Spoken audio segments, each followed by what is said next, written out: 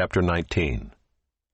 In those days, when there was no king in Israel, a certain Levite was sojourning in the remote parts of the hill country of Ephraim, who took to himself a concubine from Bethlehem in Judah. And his concubine was unfaithful to him, and she went away from him to her father's house at Bethlehem in Judah, and was there some 4 months. Then her husband arose and went after her to speak kindly to her and bring her back.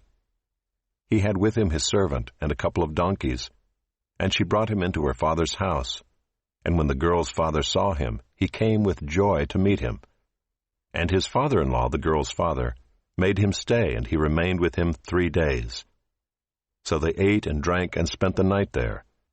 And on the 4th day they arose early in the morning, and he prepared to go. But the girl's father said to his son-in-law, "Strengthen your heart with a morsel of bread, and after that you may go."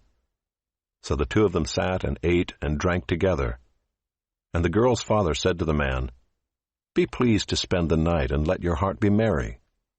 And when the man rose up to go, his father-in-law pressed him, till he spent the night there again.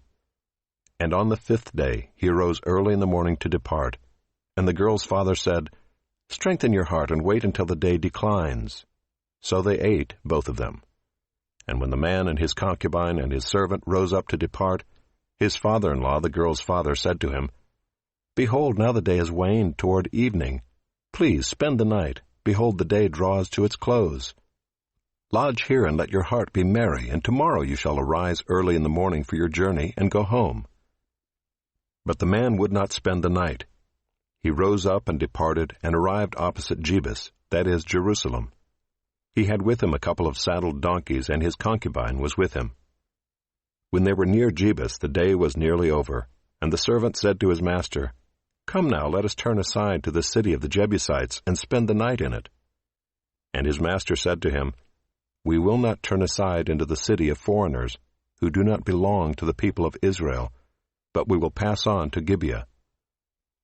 And he said to his young man, "Come and let us draw near to one of these places and spend the night at Gibeah or at Ramah." So they passed on and went their way. And the sun went down on them near Gibeah, which belongs to Benjamin, and they turned aside there to go in and spend the night at Gibeah.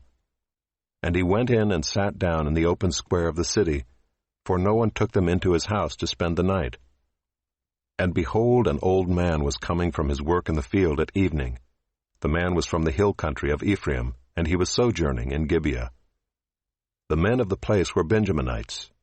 And he lifted up his eyes and saw the traveler in the open square of the city. And the old man said, "Where are you going?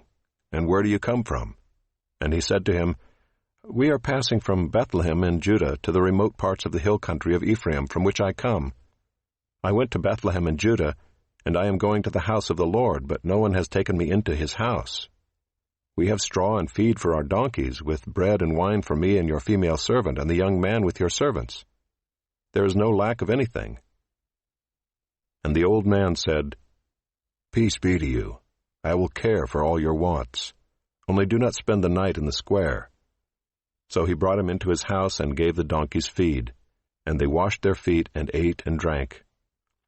As they were making their hearts merry, behold, the men of the city, worthless fellows, surrounded the house, beating on the door.